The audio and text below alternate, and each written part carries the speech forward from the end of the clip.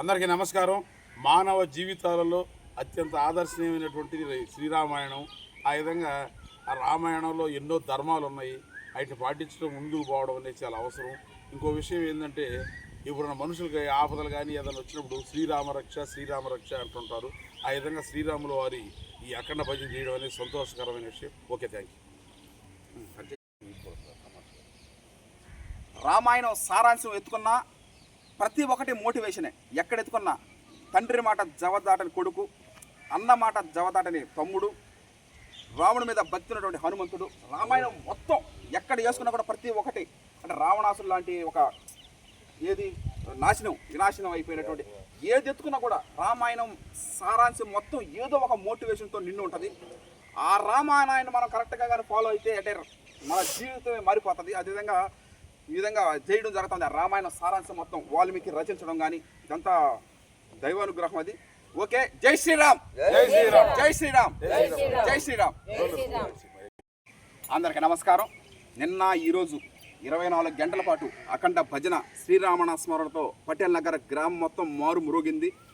ఈ సంతోషకరంగా సద్వినయంగా బాగా నీట్గా చేసినటువంటి వేటగిరి సత్యవన్నకి ప్రత్యేక కృతజ్ఞత తెలియజేస్తా ఉన్నాం.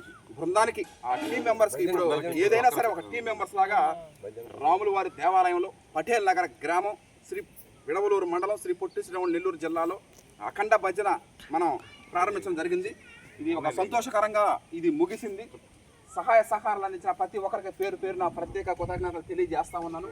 ఈ విధంగా మళ్ళీ మనం ఏదో ఒక రోజున మళ్ళీ ఇంకొకసారి పెట్టుకుందాం. మళ్ళీ ప్రతి సంవత్సరం పోయిన సంవత్సరం శ్రీరామనవమి అప్పుడు ఒడ్లు ఎండబెట్టడం, ఆరబెట్టడం ఆ ప్రాసెస్లో మనం ఉండడం జరిగింది. అది సంతోషకరంగా ప్రతి గింజ ఒక అమూల్యమే. ఏ గింజ ఎవరింటికి పోతుందో పండించడం మాకే తెలీదు. ప్రతి గింజ ఒక అమూల్యమే. ఆ విధంగా ప్రతి గింజని జాగ్రత్తగా చేర్చడం జరిగింది. అంతా రాముల వారి దయ. అదేవిధంగా జొన్నవాడ కామాక్షమ్మ తల్లి ఆశీస్సులు, అదేవిధంగా శ్రీ మధ్యరాట్ పోతులూరు వీరబ్రహ్మేంద్ర స్వామి గారి దీవెనలు. ఇంకొక విషయం ఏంటంటే సత్యవన, అయోధ్యకు మనం పోలేం. అయోధ్యనే డైరెక్ట్ మన నెల్లూరుకు తీసుకొచ్చారు.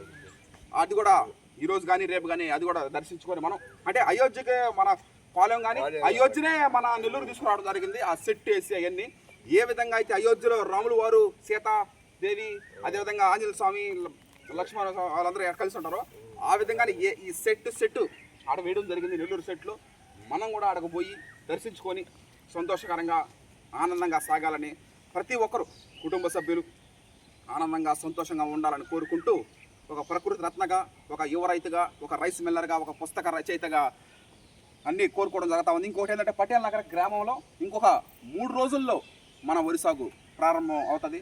వరి సాగు అనేది ఒక గమ్యం కాదు, అది ఒక నిరంతర ప్రక్రియ. Watch and enjoy. Thank you all. జై శ్రీరామ్, జై శ్రీరామ్, జై శ్రీరామ్, జై శ్రీరామ్, జై శ్రీరామ్.